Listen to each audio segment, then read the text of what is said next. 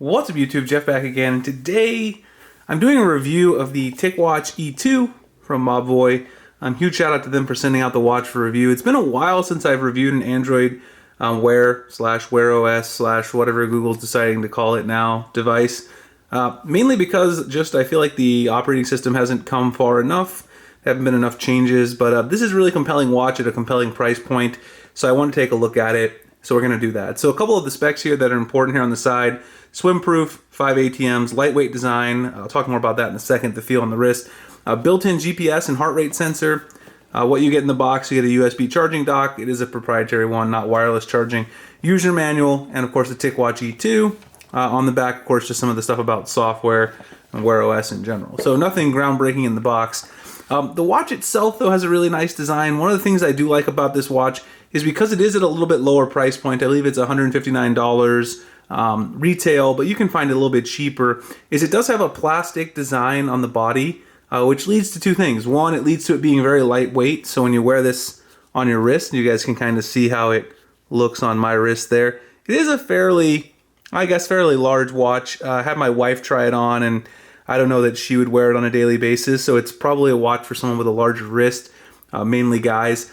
But like I said, it is very lightweight, so while it's a kind of a large watch, unlike some of those other watches that have a metal bezel, it doesn't have a lot of weight to it, so if you're going to use it for fitness and things like that in a day-to-day watch, it's going to be really comfortable. It also has this silicone strap here, which is really comfortable as well. It's one of the most comfortable straps that I've worn on a smartwatch.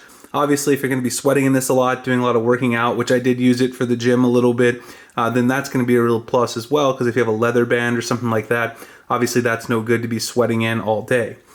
So I definitely like the fit, the feel, everything about the watch. Obviously, it's not going to have a premium build quality at $159, but maybe you don't want that if you're using it as a fitness watch. It also doesn't really get scratched up or anything because it has this plastic bezel. If you have a metal bezel, something like that, you're going to get scratches over time. The next thing, of course, that's really important when it does come to a smartwatch is the battery life.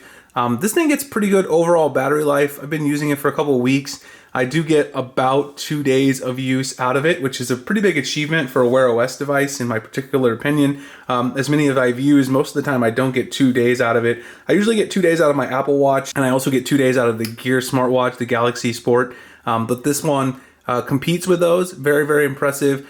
You do have a proprietary cart charging, like I said, the little pens on the back, so that's a little bit of a downside, but for the price point, it's pretty easy to overlook that. You also have the removable strap, so if you want to throw on some other straps, you can do that. So the battery life's pretty impressive, especially for the price point that you're getting.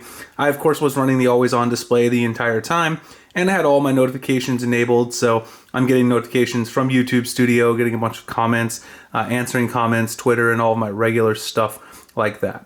Now the heart rate sensor on this, pretty good. I compared it to the Galaxy Sport. I'd say the Galaxy Sport may be a little more accurate, but it's always a toss-up when it comes to heart rate sensors on a smartwatch. It's pretty good, especially for the price point, and it is swimming friendly. So if you're a person who likes to do swimming for your exercise routine, this is going to be a watch that you can take. You can do your swimming workout in the pool, and you don't have to worry about the watch getting damaged or anything like that. So battery life claim that they made on the box, pretty much true. Fitness claims, pretty good overall, all the way around. The display isn't necessarily the best. It's okay, but for conditions here in Arizona, where you get super bright outside, sometimes the display is honestly hard to see compared to some other smartwatches. That would be my only big, not criticism, but that would be my only big drawback to the watch. But obviously for the price point, that's something you can probably overlook.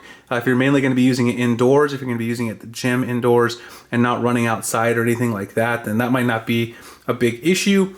Obviously it is running the newest Wear OS, which is pretty snappy compared to the older versions. I still think there's some things that Google could do to change things up a little bit, to make things run a little better. But for all intents and purposes, it gets the job done. It handles notifications. You've got Google Fit.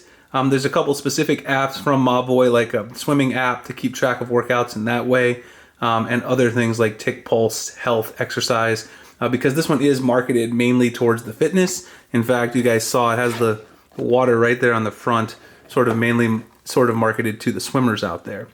Overall, I think as a entry-level watch, if you're someone who just wants to get into smartwatches, and it's your first smartwatch, this is a great one because it's comfortable, it's going to be easy to wear every day, and also if you're someone who really likes fitness, then there's the added benefit, it has all those features as well. So a great entry-level watch for you guys to check out. I'm going to continue using this because right now I don't really have another Wear OS watch that I'm interested in.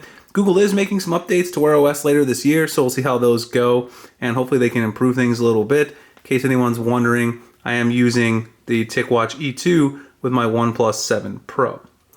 Alright guys, anyway, that's the end of the video. Hope you guys enjoyed my quick review of the TicWatch E2 from Mobvoi. If you did, please like, comment, subscribe, hit the notification icon so I can make future videos like this. You guys can find me at Twitter and Instagram, the links in the description.